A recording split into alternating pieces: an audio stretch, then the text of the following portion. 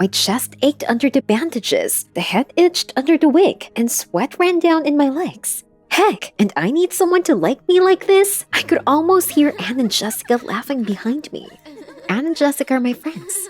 Once we came up with a game to save ourselves from boredom. Before the new year, we draw lots and the loser performs tasks from her friends all year long. But it's not just a game. The stakes are always high. I lost this time. The girls will give me a hard time. Anne will want revenge for the time when I forbade her to shave legs for 3 months. And Jessica for the challenge in which she would go all the beach season with a false belly. They couldn't handle it. But what they came up with was too much. My friends wanted me to seduce 30 gay men in a month.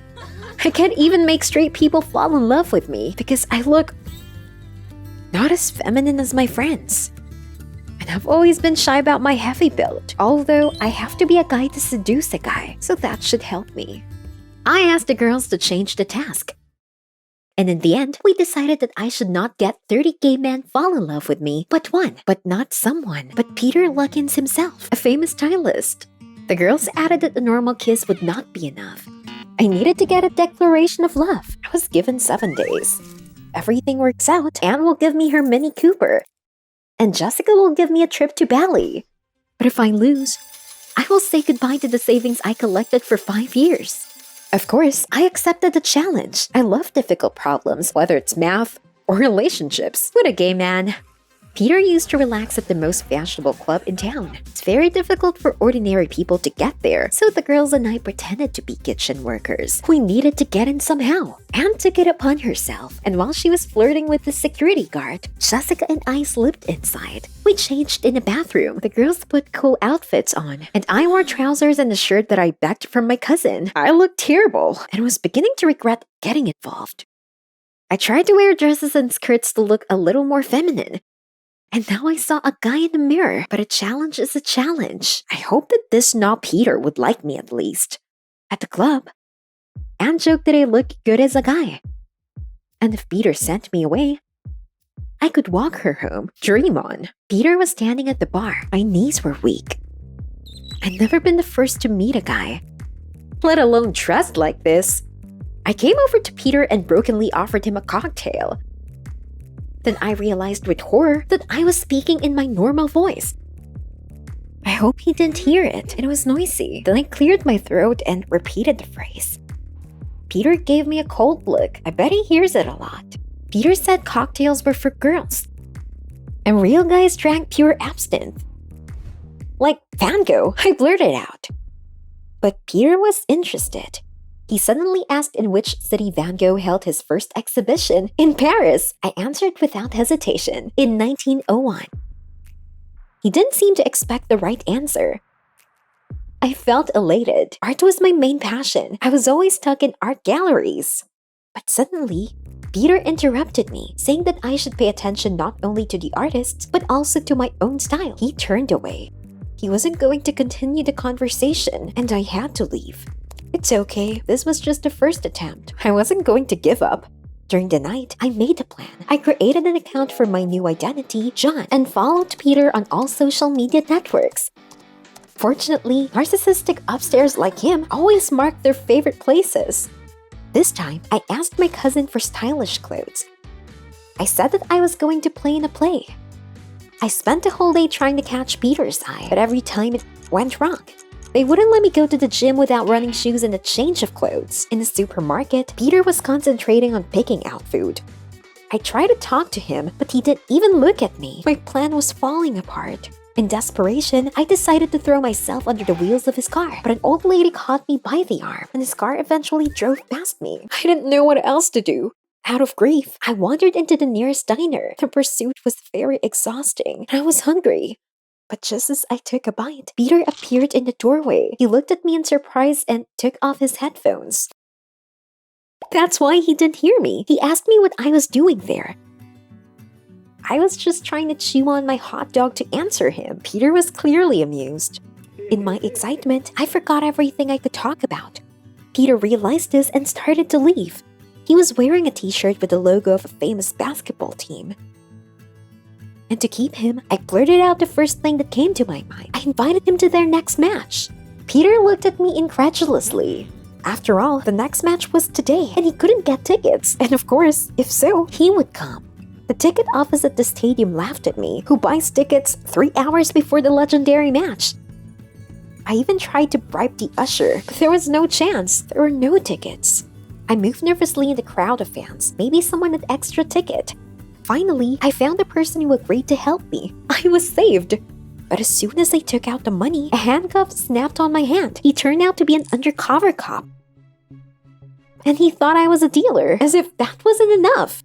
That's how I ended up with the police. I had to ask my cousin to pick me up. He was shocked, but I lied that it was part of the preparation for the play. I was free, but this did not solve the main problem. There was an hour left before the match. I still could not find tickets. The only one who could help was Jessica. She had connections everywhere. I took a desperate step, called and said that I would refuse a trip to Bali if she got 2 tickets. Half an hour later, I had the invitation cards for Peter and me. I met him at the stadium, and I met Anne there. I didn't know she was a basketball fan, but Anne said she loved matches and asked for a ticket from someone too. While I was buying tickets, I was teased and almost exposed. Some guys in the queue told me, "Hey kid, your clothes are tight like women's. Fashion show is in the other building."